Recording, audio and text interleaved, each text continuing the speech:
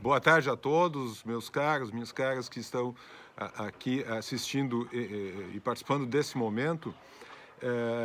A mim coube tratar da parte tributária, das consequências tributárias de toda essa situação que nós estamos vivendo,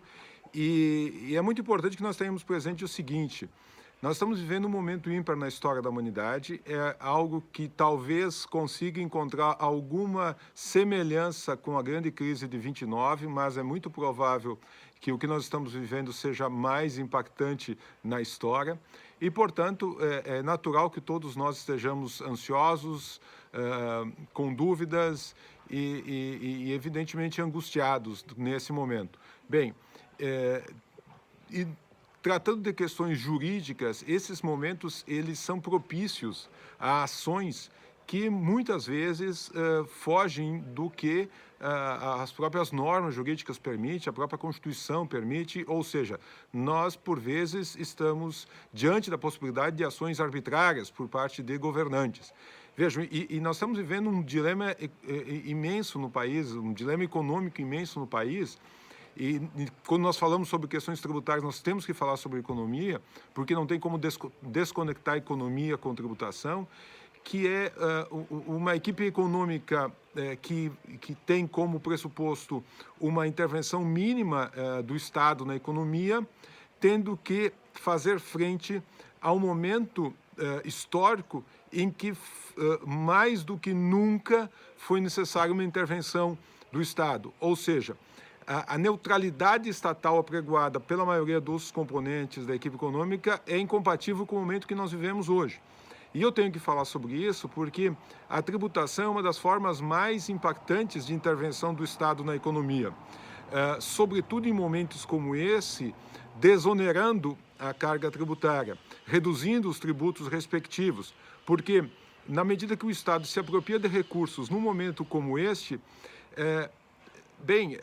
a economia realmente trava, né? E o grande dilema, grande problema que temos que enfrentar é que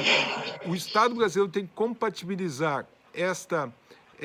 necessária redução do peso da carga tributária com um momento de expansão de gasto público, porque o gasto com saúde, basta dar uma olhada nas últimas medidas provisórias, quase todas elas tratam de liberação de recursos para vários ministérios, né? Ou mesmo, nós tivemos na semana passada algumas medidas provisórias, algumas portarias de ministros, de duvidosa, inclusive, validade, estabelecendo prorrogação de prazos de recolhimento de contribuição previdenciária do INSS patronal, a contribuição patronal sobre a Receita Bruta, conhecida CPRB, o PIS, a COFINS dos meses de abril e maio, né? Na outra semana,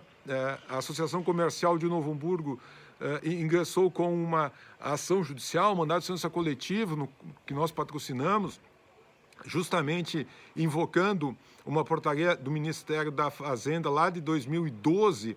que permitia a postergação do pagamento de tributos em caso de calamidade pública. Aliás, isso tem sido noticiado em todo o país, são muitas ações judiciais que foram intentadas pelos contribuintes buscando esta postergação de recolhimentos. A União, enfim, a Procuradoria da Fazenda está lutando bravamente para derrubar essas liminares eventualmente concedidas, poucas ainda estão válidas, mas agora, em relação a tributos federais, apenas o imposto de renda e a contribuição social sobre o lucro das pessoas jurídicas não tiveram seus prazos dilatados. O que nós temos que lamentar, no caso do próprio imposto de renda,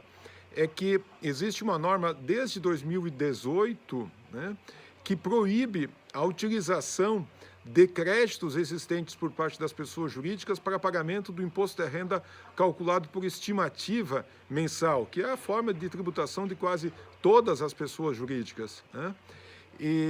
Mas isso poderia ser alterado porque muitas empresas detêm créditos importantes e que não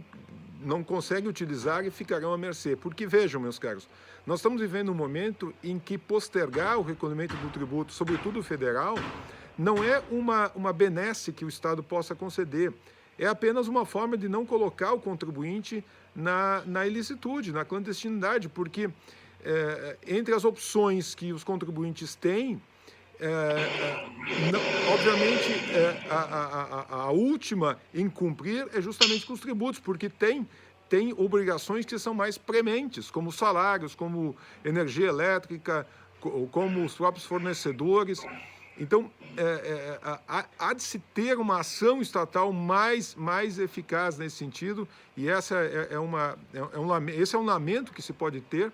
porque é um momento que se exige muito do Estado. Agora não é o momento da ideia de um Estado que seja o mínimo possível. Nesse momento, para fazer frente a essa situação de calamidade, nós precisamos de um Estado atuante, um Estado interventor, que, de um lado, proteja o setor produtivo da economia, né? Eu falo da indústria, comércio, serviços, e também proteja os trabalhadores, ou seja, o pagamento desse valor aí de R$600 não pode ser para amanhã, tem que ser para ontem, e são medidas que infelizmente parece que o Estado brasileiro não está tomando na velocidade necessária. Em nível estadual, é de se reconhecer que os limites de atuação são muito mais reduzidos, porque, vamos pensar no próprio estado do Rio Grande do Sul,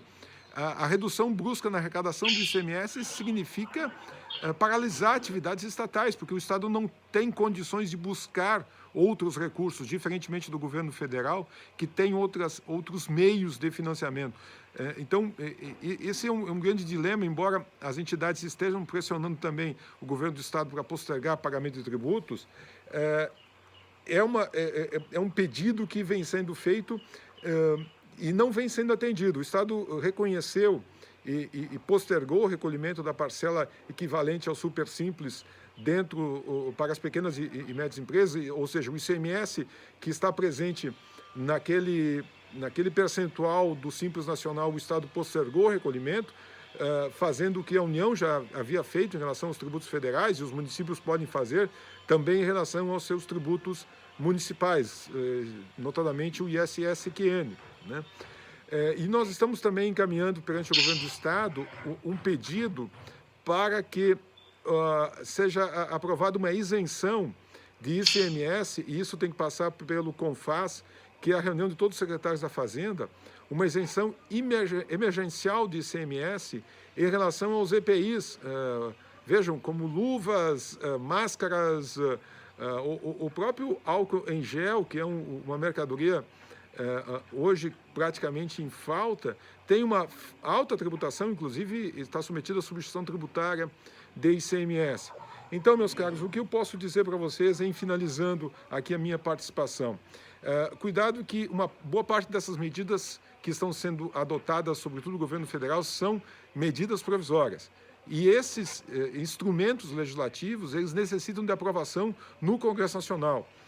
Invariavelmente, uma medida provisória não tem o texto aprovado da mesma forma como é enviado ao Congresso Nacional. Então, nós temos que ter um certo cuidado, porque a medida provisória tem força de lei, mas não é lei. Depende da concordância do Congresso, e muitas vezes o Congresso